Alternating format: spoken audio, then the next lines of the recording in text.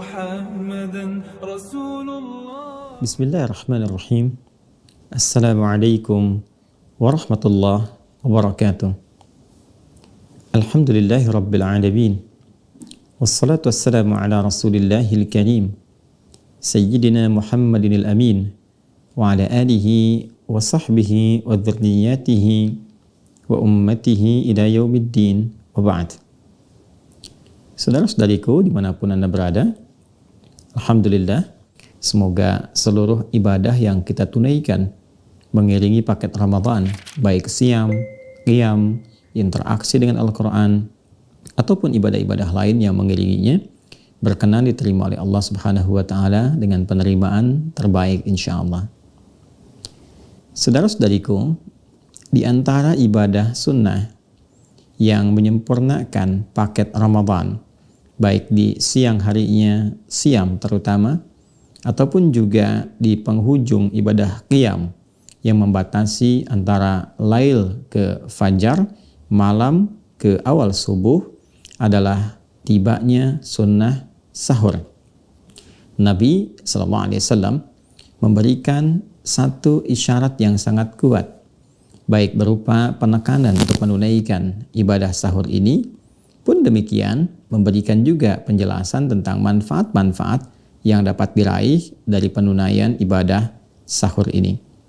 Mari kita lacak di antara hadis-hadis Nabi SAW yang populer menerangkan tentang manfaat sahur dan kaitannya dengan penunaian ibadah siam yang kita tunaikan khususnya di bulan Ramadan. Di kitab Sunan An-Nasa'i, di topik yang ke-22, Kitabus Siyam, nomor hadis 2147. 2147.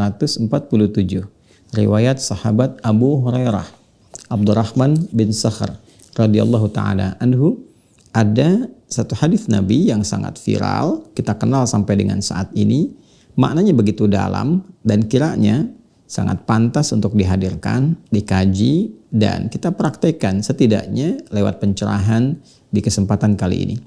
Mari kita bacakan sanadnya terlebih dahulu. Bismillahirrahmanirrahim. Qala al-Imam An-Nasa'i rahimahullahu ta'ala, akhbarana Ali ibn Sa'id ibn Jarir Nasa'iyyun qala haddathana Abu Rabi' qala haddathana Mansur ibn Abil Aswad an Abdul Malik ibn Abi Sulaiman an Ata'in an Abi Hurairah radhiyallahu ta'ala anhu qala Rasulullah sallallahu alaihi wasallam. Transmisi sanadnya, periwayatnya seperti yang tadi kami sampaikan, terhubung pada sahabat mulia Abdurrahman bin Sakhar, atau yang lebih populer dikenal dengan Abu Hurairah radhiyallahu ta'ala anhu. Beliau menyampaikan informasi dari Nabi sallallahu alaihi wasallam. Beliau bersabda, tasahharu fa inna fis sahuri barakah. Tasahharu, bersahurlah kalian, fa inna fis sahuri, karena dalam sahur itu barakah, terdapat keberkahan. Bila kita terjemahkan dengan pendekatan gramatikal bahasa Arab, khususnya di ilmu nahwu, di sini ada yang menarik, ya, isim innanya itu diakhirkan, kemudian diselangi oleh jar dan majrur, ya, fa inna fis sahuri, kemudian barakah, ya, isim innanya diakhirkan kata barakahnya, dan bentuknya berbentuk nakirah, berbentuk general, umum, memberikan kesan banyak. Hadisnya cukup populer diriwayatkan, bahkan didapati juga di sini ada keterangan Imam Ahmad meriwayatkan dalam musnad beliau, At-Tabrani meriwayatkan di Mu'jam beliau juga, kemudian Ibnu Abi Syaibah kalau kita lengkapi dengan nomornya di Musnad Ahmad, nomor hadis 8898, di Mu'jam Al-Awsatnya Imam At-Tabrani di nomor hadis 4990, kemudian Ibnu Abi Syaibah juga nomor hadis 8914, dan juga referensi-referensi lainnya. Ada beberapa hal yang kita bisa gali dari keterangan Nabi Muhammad SAW ini terkait dengan manfaat sahur, keberkahan sahur. Yang pertama, apa itu sahur? Kemudian yang kedua, apa keberkahan yang terkait dengan sahur. Berkah apa yang dimaksudkan? Dan apa itu berkah sendiri? Ya, definisinya apa? Kemudian keterkaitannya juga seperti apa? Kata sahur berasal dari tadi kata kerja yang disampaikan Nabi, tasahhara yatasahharu. Tapi yang lebih dikenal isimnya, kata bendanya, karakteristiknya, atau bahkan hal yang dilakukannya, sifatnya dinamakan dengan sahur. Kata tasahhara sendiri, akar mula katanya berakal dari kata sahar. Sahar itu artinya waktu singkat menjelang fajar. Jadi batas antara lail malam dengan fajar itu batasnya namanya sahar. Kurang lebih 15-30 menit lah menjelang fajar. Jadi kalau subuhnya, kalau kita katakanlah misalnya sekarang 4:30, maka saharnya itu kurang lebih dari jam 4 ya. Jam 4 sampai ke 4:30, jeda antara lail. Lail itu waktu yang membentang dari mulai ba'da isya. Jadi kalau sekarang isyanya misal saja jam 7, selesai kita isya 7:30 dengan sunnahnya. Nah dari 7:30 itu sampai dengan ke jam 4 itu kurang lebih itu lail namanya. Yang dibagi nanti awal malam, muqaddimatul lail, kemudian pertengahan malam, athna'il lail, dengan sepertiga malam, akhir malam, thuluthul lail. Ya, yang paling populer itu sepertiga malam di penghujung malamnya. Nah sepertiga itu dekat ke waktu sahar. Jadi kalau sudah tiba waktu sahar itu pemisahnya dengan fajar, matla'il fajar, akan tiba awalnya fajar. Subuhnya misal 4:30, maka jedanya kurang lebih setengah jam, ya 15-30 menit menjelang ke subuh, menjelang ke fajar itu yang disebut dengan waktu sahar. Dan populer dalam Al-Quran, waktu ini dalam bentuk jamak. Jamaknya disebut dengan ashar. Saharun jamaknya ashar. Misal kita temukan ada aktivitas calon penghuni surga yang punya kebiasaan istighfar di waktu sahar. Itu ada di Quran surah ke-51 misalnya Adz-Dzariyat di ayat ke-18. Wabil ashari hum yastaghfirun. Ada kebiasaan orang takwa itu, calon penghuni taman surga, yang saat di dunia dia punya kebiasaan istighfar di waktu sahar. Istighfar, astagfirullahalazim, astagfirullahalazim, astagfirullahalazim. Setidaknya singkatnya demikian. Dan amalan ini pula disejajarkan oleh Allah di dalam Al-Quran surah ke-3 Ali Imran di ayat yang ke-16 sampai dengan ayat 17 itu. Ya, itu disejajarkan oleh Allah Subhanahu wa taala dengan orang-orang yang rajin infak, orang-orang yang bersabar, orang-orang yang khusyuk, dan orang-orang yang konsisten dengan kebenaran. As-sabirina was-sadiqina wal-qanitina wal-munfiqina wal-mustaghfirina bil ashar. Itu yang ayat ke-17-nya. Jadi 16-nya itu kalimat istighfar. Rabbana innana amanna faghfir lana ya dzunubana wa qina adzabannar. Ya Allah, kami beriman kepadamu sepenuhnya tanpa ragu. Maka mohon terima ya Allah amalan kami, ampuni dosa-dosa kami ya Allah, jauhkan kami dari ancaman neraka. Ya, siapa yang terbiasa memohon kebaikan itu, meminta ampunan Allah, kata Allah itu ada 5 golongan.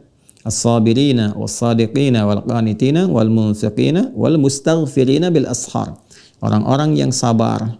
Sabar artinya pasti bersanding dengan ujian. Jadi ada orang yang konsisten dalam kebaikan, saat bersamaan dia harus menghadapi, mencapai baik itu, ya konsekuensinya akan berhadapan dengan yang tidak baik untuk menguji kesungguhan kita dalam berbuat baik. Kan kalau ingin ketemu bersih, mesti menemukan kotor dulu kan? Nggak mungkin satu benda, baju disebut bersih kalau hilang kotornya. Jadi kotor itu ditemukan supaya dibersihkan, ketemu bersihnya, kan? Bukan untuk menjadikan pakaian kotor, tapi hakikatnya untuk menemukan kebersihannya. Demikian kalau orang berbuat baik, harus menghadapi dulu tantangan lawannya yang tidak baik untuk menemukan kebaikan di balik itu. Maka ketika dia sabar, istighfar, mendekat kepada Allah, tidak terjebak dengan respon-respon yang buruk, ya, itu dipuji oleh Al-Quran. Orang rajin infak itu nggak mudah untuk infak itu, kan? Kemudian orang-orang yang rajin menegakkan kebenaran, pasti berhadapan dengan konsekuensi-konsekuensi yang jadi tantangan tersendiri dalam hidupnya. Kemudian juga orang-orang yang khusyuk dalam ibadah, pasti menghadapi tantangan-tantangan untuk mendapatkan kehusyuan. Dan puncaknya adalah orang yang istighfar di waktu sahar. Itu dipuji oleh Al-Quran. Jadi singkatnya sahar itu waktu singkat menjelang fajar, kisaran 15 sampai dengan 30 menit. Aktivitas yang dikerjakan di waktu sahar itu disebut sahur namanya. Aktivitas yang dikerjakan di waktu sahar disebut apa? Sahur. Karena itu ketika Nabi memberikan anjuran dalam bentuk kata kerjanya berubah menjadi tasahhara. Tasahhara yatasahharu tasahhuran. Kemudian keluarlah yang populer, ya, namanya, isimnya dengan nama sahur untuk memudahkan di lisan dan mengcover karakteristiknya. Apa karakteristik yang ingin ditampilkan? Pesan utamanya adalah lakukan aktivitas itu di waktu sahar. Dan ketika dikerjakan di waktu sahar ini, nanti ada berkah yang melekat dalam aktivitas itu. Terkait dengan sunnah Ramadan, di antara aktivitas yang dituntun oleh Rasulullah SAW untuk dikerjakan di waktu sahar itu adalah hal yang bisa mensupport kepada siam, khususnya puasa yang ditunaikan dari fajar sampai dengan ke maghrib. Baik itu terkait dengan aspek kebutuhan jasmani, ketahanan tubuh untuk menahan lapar, haus, dan yang lainnya, atau juga aspek yang terkait dengan rohani, kekuatan mentalitas untuk mendisiplinkan karakter moral kita supaya stabil dalam perbuatan baik, mencegah dari yang merusak. Jasmani mencegah dari yang membatalkan, rohani mencegah dari yang merusak. Nah, itu keberkahannya, kata Nabi, letaknya di waktu sahur. Karena itu konsekuensinya ada dua amalan utama. Amalan pokok yang mensupport kepada fisik, jasmani, berupa makanan yang mencukupkan diri supaya tahan saat puasa. Nah, kalau makannya ingin berkah itu ziyadatul khair, bertambah nilai kebaikannya. Bertambah nilai kebaikannya, bertambah manfaatnya. Berkah itu artinya manfaat, kebaikan. Ya, makanan berkah berarti dari makanan ini ada energi yang diserap, diproses oleh tubuh dalam metabolisme, yang dari energi itu akan melahirkan kegiatan-kegiatan yang bermanfaat, karakter kinerja yang positif. Ya. Nah, ternyata kata Nabi, kalau makannya dilakukan di waktu sahar, yaitu makan sahur, kita sebut dengan makan sahur, dilakukan di waktu sahar, itu jedanya ke fajar, nggak terlampau jauh. Ya, paling lama barangkali 30 menit. Kalau kita makan 30 menit sebelum fajar, artinya apa? Artinya, jeda waktu kita sampai ke buka dari fajar sampai dengan ke maghrib, itu waktunya nggak terlampau panjang. Dalam konteks nggak terlampau panjang itu kalau kita bandingkan dengan makannya lebih awal dari waktu sahar. Alih-alih kita makan jam 4, misalnya kita makan jam 3 atau makan jam 2, tentu menahan laparnya akan lebih lama. Menahan hausnya akan lebih lama. Sehingga ketika energi itu berkurang, support untuk meningkatkan ibadah itu menjadi lemah. Ya, semakin berkurang maksudnya. Jadi kalau kita memulai misalnya taruhlah makan minumnya dari jam 4 misalnya dekat-dekat waktu fajar, yang kita ketahui tentu dengan informasi dari sudut pandang hisab atau hitungan tertentu dalam bentuk jam, kita mulai makan, kita kondisikan. Nah, dari makanan ini kata Nabi, kalau kita lakukan dengan benar, itu akan tersupport energi yang secara positif mendorong kita untuk berperilaku yang baik, meningkatkan ibadah. Nggak banyak tidur, nggak banyak istirahat, tapi terkreasikan dalam bentuk ibadah yang positif. Kata berkah yang melekat kepada nama sahur juga memberikan kesan bahwa lihat makanannya.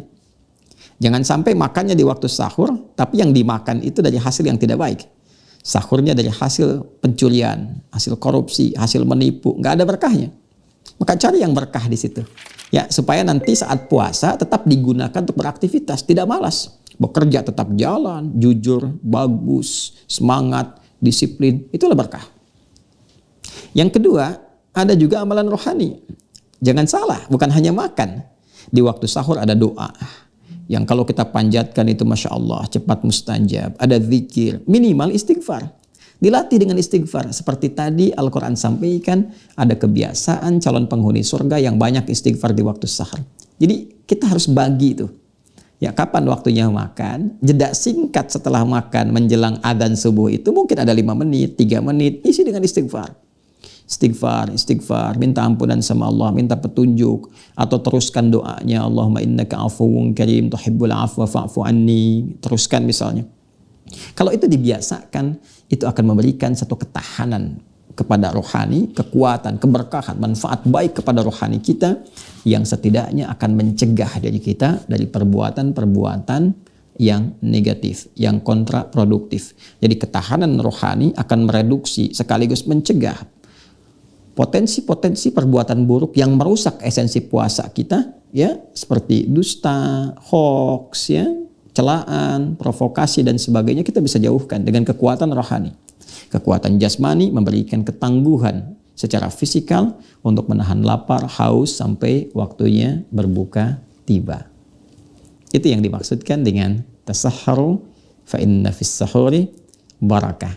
Makanlah di waktu sahar, istighfar di waktu sahar. Karena makan dan istighfar di waktu sahar itu bisa menghadirkan berkah. Makannya untuk jasmani, istighfar untuk melatih kekuatan rohani. Semoga sampai hari ini sahur kita efektif, berkah dan berkualitas di hadapan Allah Subhanahu wa taala sesuai petunjuk Rasulnya Sayyiduna Muhammad sallallahu alaihi wasallam. Allahumma taqabbal minna innaka antas samiul alim wa tub alaina innaka antat tawwabur rahim. Allahumma barik lana ya Allah fi ta'amina wa fi syarabina wa fi amwalina wa fi kulli syai'in ya Allah muta'alliqa bi hayatina.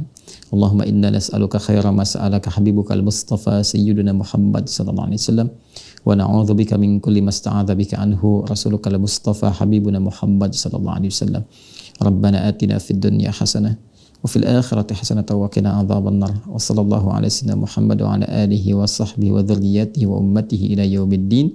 Wa akhiru da'wana subhanakallahumma wa bihamdika nashhadu an la ilaha illa anta nastaghfiruka wa natubu ilaik. Walhamdulillahi rabbil alamin. Assalamualaikum warahmatullahi wabarakatuh.